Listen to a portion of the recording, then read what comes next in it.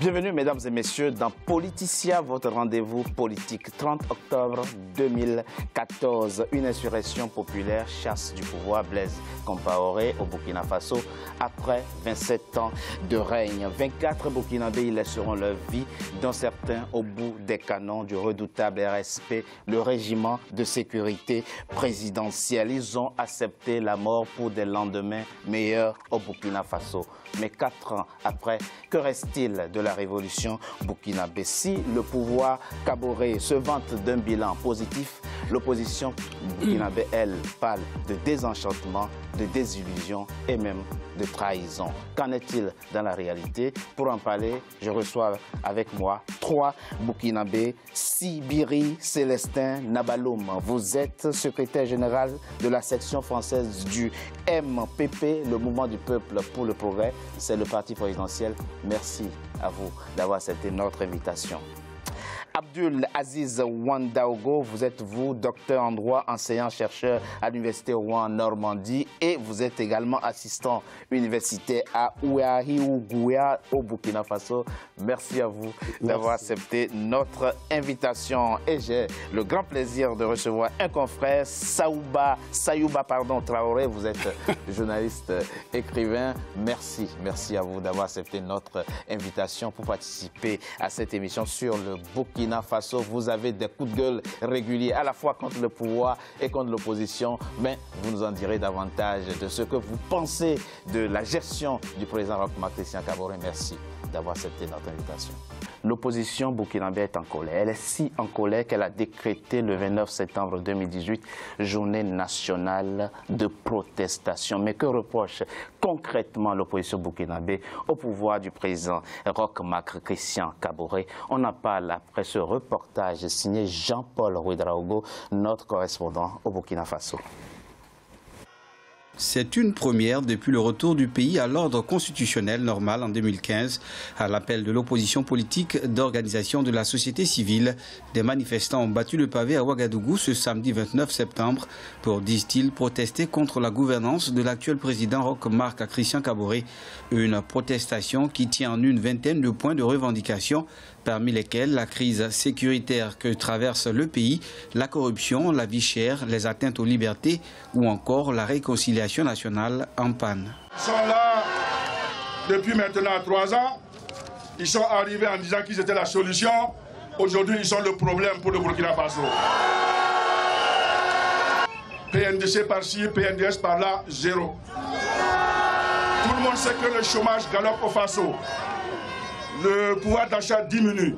Les Burkinabés ont du mal à se loger, se déplacer, se nourrir, se soigner et s'éduquer. Tout ça, c'est devenu des cauchemars pour vous et nous tous.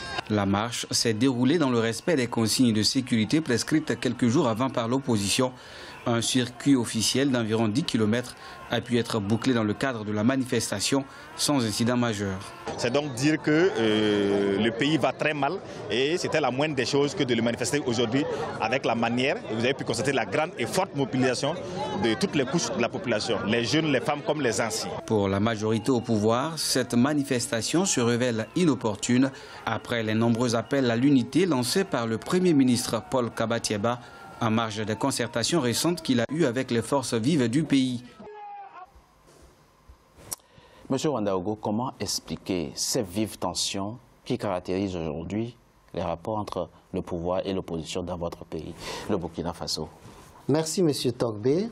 D'abord, je tiens à signaler que l'opposition politique au Burkina Faso a quand même mis du temps avant justement de réagir face au mutisme, ou disons face justement à la lenteur enregistrée par le régime du pouvoir actuel pour étaler son programme et aussi justement pour mettre en œuvre leurs promesses électorales. Pourquoi parlez-vous de lenteur? Déjà en 2016, le président Roch Marc Christian Kaboré a été élu en novembre 2015. En 2016 déjà, il a adopté le PNDS, le Programme national de développement social et économique. Et pourquoi parlez-vous de lenteur? Lenteur parce que le président Kaboré a été élu pour un mandat de 5 ans. C'est cela. Et à l'heure actuelle, nous sommes presque à 3 années depuis son élection. Oui. Et les Burkinabés sont impatients de voir les résultats du PNDS, qui est justement le programme présidentiel sur la base duquel le président a été élu. Et au-delà de ça, la situation sécuritaire à l'heure actuelle au Burkina Faso est intenable. Et pour ma part, je trouve que l'opposition a été républicaine, en ce sens que l'opposition faisait bloc avec le pouvoir et évitait de critiquer au vitriol le gouvernement s'agissant justement de ces attaques régulières contre nos forces armées. Le Premier ministre, dernièrement devant l'Assemblée nationale, a fait un bilan de plus de 200 morts depuis 2015 suite aux attaques terroristes au Burkina Faso. Et 3 ans après, presque près de 3 ans après, ces attaques sont récurrentes. Et rien que la semaine dernière, nous avons assisté à au moins 11 dans la partie septentrionale de votre pays. Et la partie est du Burkina Faso. Et la partie est de Burkina Faso. Hein.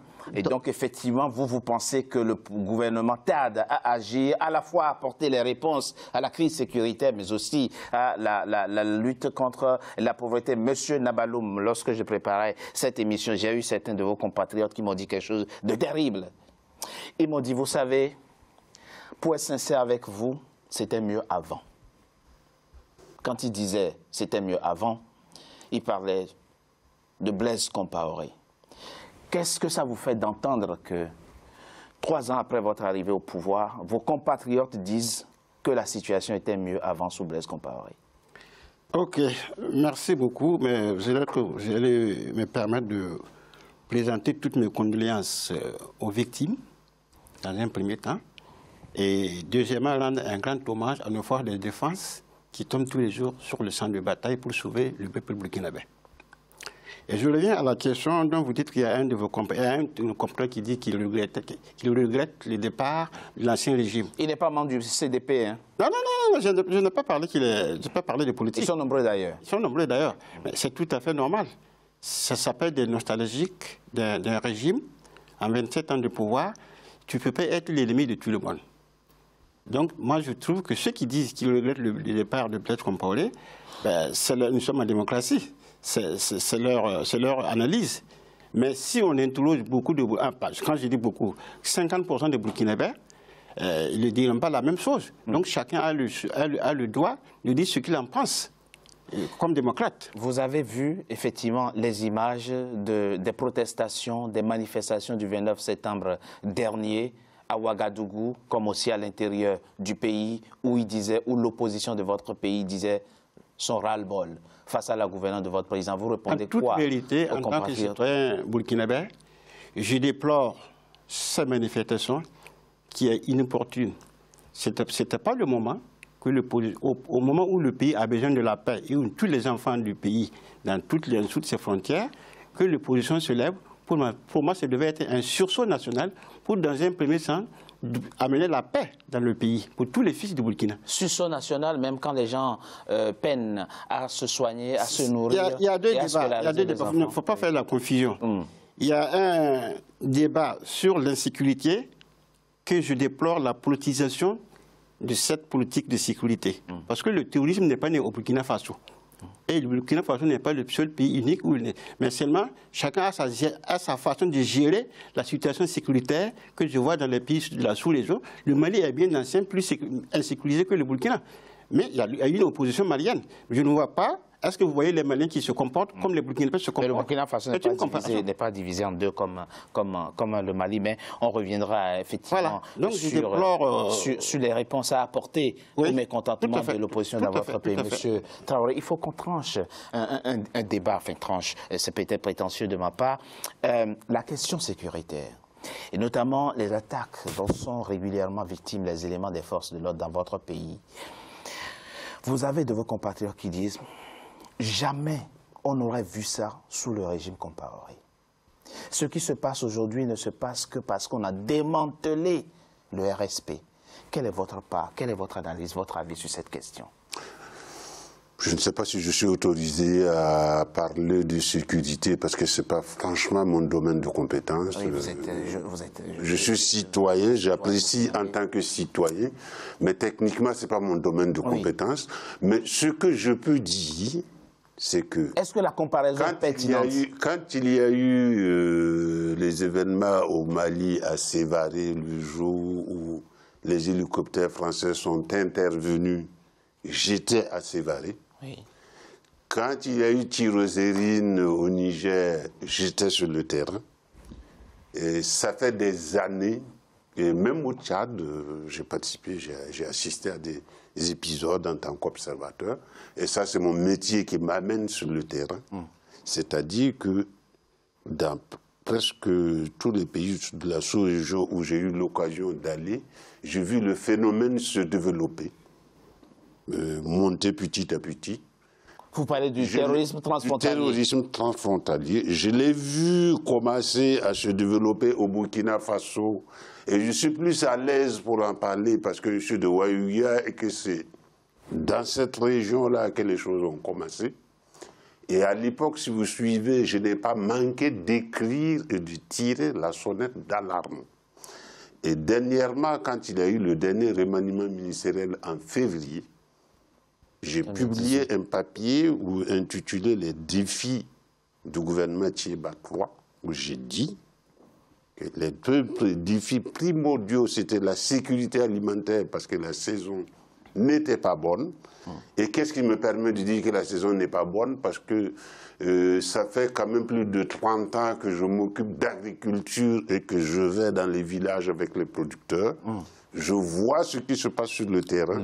Et c'est un domaine, la sécurité alimentaire, c'est un domaine où on ne peut pas me raconter des histoires. D'accord, mais ça, on reviendra justement sur cette question. La question sécuritaire. Et de deux, j'ai attiré l'attention depuis février 2018 sur la question sécuritaire. Et ce n'était pas la première fois que je publiais un papier là-dessus. Déjà en 2016, j'ai publié un papier dans la presse burkinabé où j'ai parlé de la sécurité de façon transnationale, en attirant l'attention des uns et des autres. Bon, maintenant que ça nous arrive, c'est déplorable. Et dernièrement, j'ai dit que dans les situations d'urgence, on tait les querelles internes, on fait face au péril. Puis on reprend nos débats. Oui, sauf que l'opposition de votre pays... Seulement. Sauf que l'opposition de votre pays... Allez-y très rapidement. Permettez-moi de finir. Allez-y très rapidement. Seulement, quand on dit « unissons-nous », ça a toujours marché. Mais quand on dit « unissez-vous autour de moi », ça n'a jamais fonctionné. C'est-à-dire, qu'est-ce que vous voulez dire par là?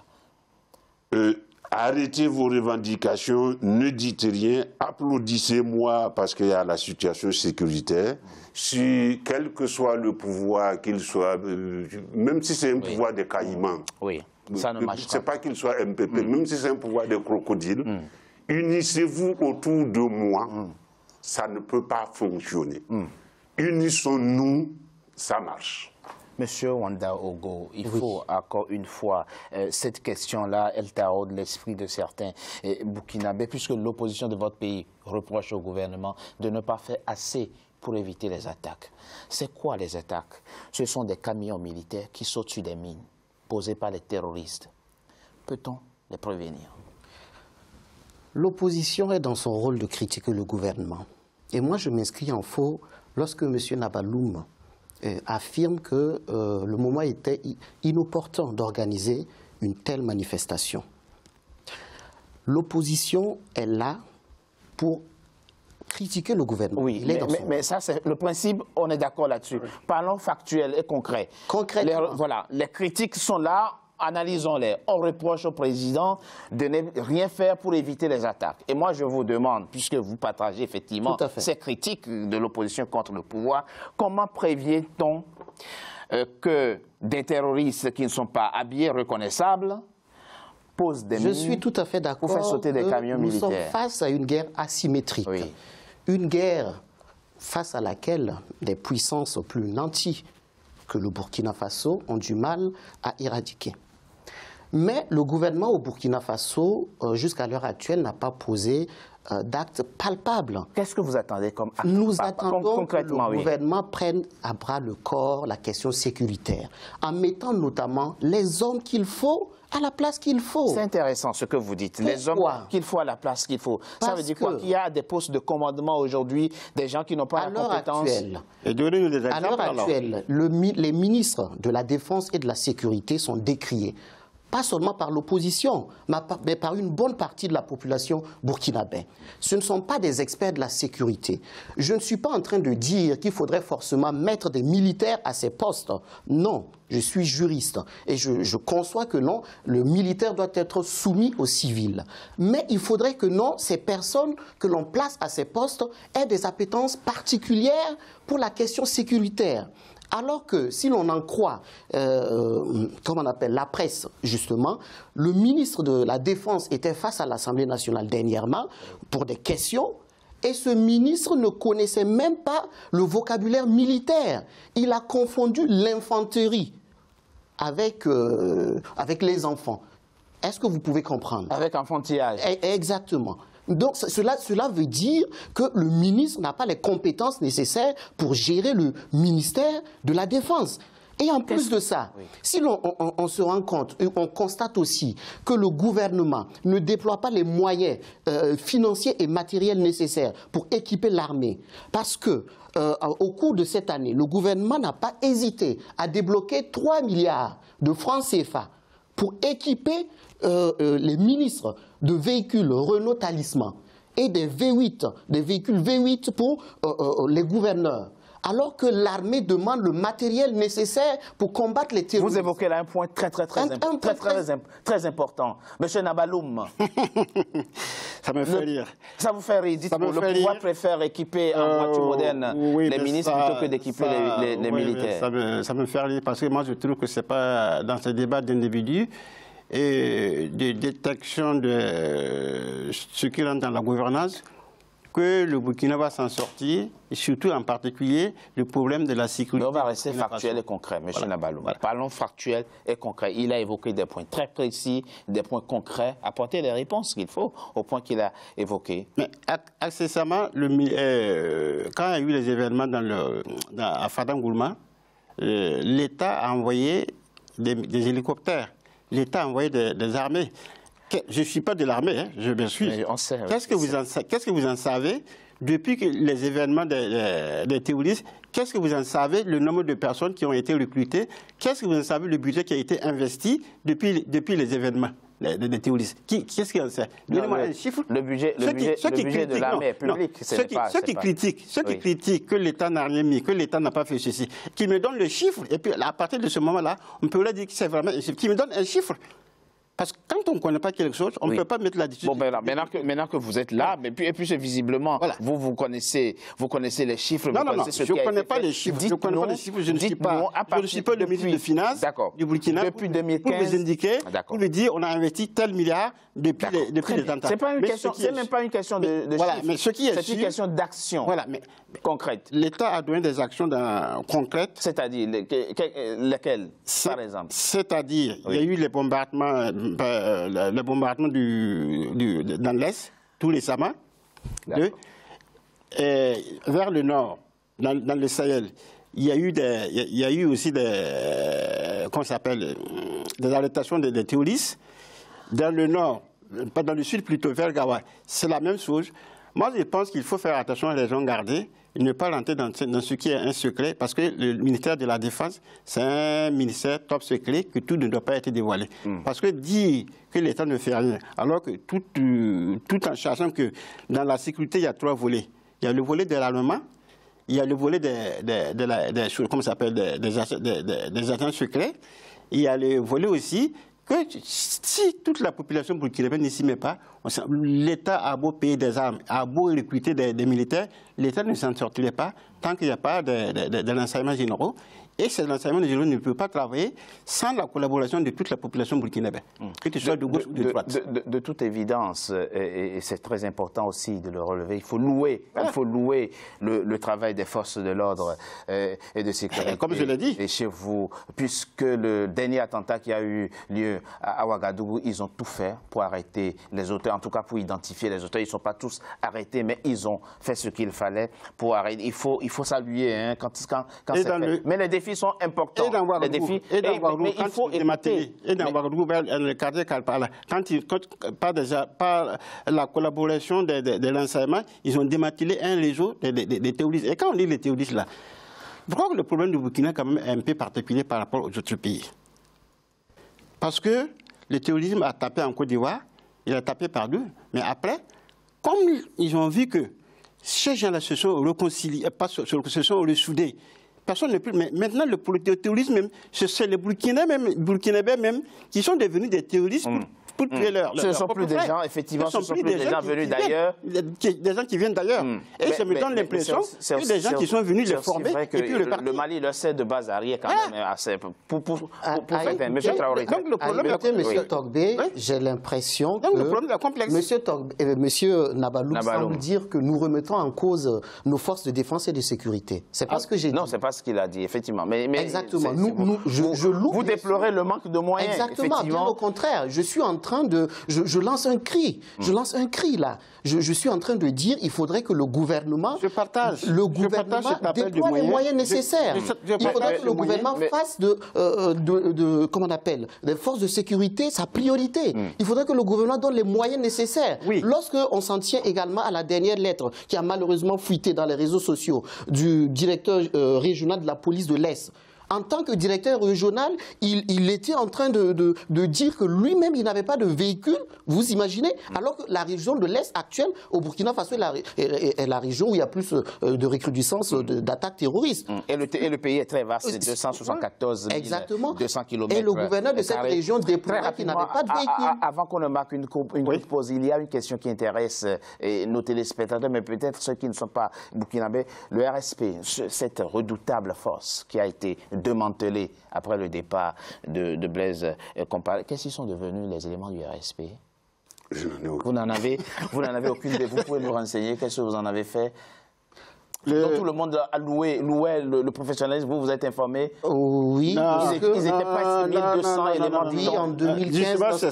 C'est ça qui a divisé l'armée. Les RSP, nous ne revenons pas là-dessus parce qu'on ne s'en sortait pas avec les RSP. Non, justement, il faut qu'on revienne. Parce que c'est ça qui a désamorcé l'armée. Parce que ce n'était pas une armée républicaine, c'était une armée dans l'armée. Ah non, permettez-moi d'intervenir. Je suis désolé, mais nous ne résoudrons aucun de nos problèmes tant qu'on ne va pas regarder le substrat. C'est vrai, mais je propose le substrat qui a amené... Absolument. Vous avez raison. Vous avez raison. Et je rappelle, le RSP ne dépendait pas du ministère de la Défense. C'est très important. C'est ce que je disais. C'est très important de le rappeler. C'était une force armée dans l'armée. C'était une force républicaine au service du président de la République et de ses proches. En tout cas, sa mission, c'est de protéger le président de la République et ses proches. On marque une courte pause. On se retrouve dans quelques instants pour la suite de notre émission. À tout de suite.